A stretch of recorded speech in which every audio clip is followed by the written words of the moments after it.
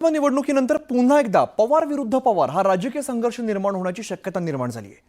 इंदापूर तालुक्यातील छत्रपती सहकारी साखर कारखान्याच्या संचालक मंडळाची निवडणूक जाहीर झाली आहे आणि पवार कुटुंब या कारखान्याचे सभासद असल्यामुळे अख्ख्या जिल्ह्याचं लक्ष या निवडणुकीकडे लागलंय।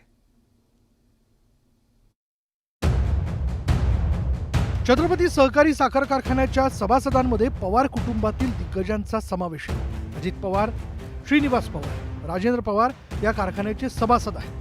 तर कारखान्यावर अजित पवार यांची निर्विवाद सत्ता आहे। इंदापूर आणि बारामती तालुक्यातील ऊस उत्पादक शेतकरी या कारखान्याचे सभासद आहेत। लोकसभा आणि विधानसभा निवडणुकीच्या प्रचारात शरद पवार यांनी कारखान्याच्या निवडणुकीत लक्ष घालणार असल्याचे संकेत दिले होते।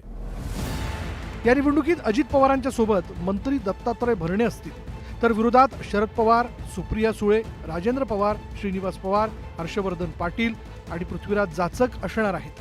मला भीती वाटते चुकीचं संचालक मंडळ या ठिकाणी आलं तर कदाचित पुढच्या वर्षी कारखान्यात चालू करायची फार थोडी शक्यता दिसते। या सहकार फार मोठं अतिक्रमण आहे।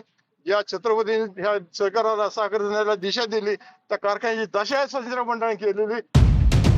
छत्रपती सहकारी साखर कारखान्याची निवडणूक 7 एप्रिल 2025 रोजी जाहीर होणार आहे। उमेदवारी अर्ज दाखल करण्याची मुदत 7 एप्रिल 2025 ते 15 एप्रिल पर्यंत असणार आहे। पात्र उमेदवारांची यादी 16 एप्रिलला जाहीर होईल।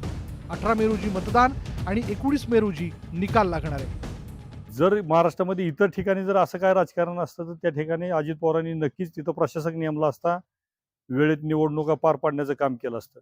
परंतु हे त्यांच्याच मर्जीतलं संचालक मंडळ असल्यामुळं त्यांनी त्या संचालक मंडळाला मुदतवाढ न मागता 10 वर्ष सतत कार्यकाल करण्याची संधी दिली।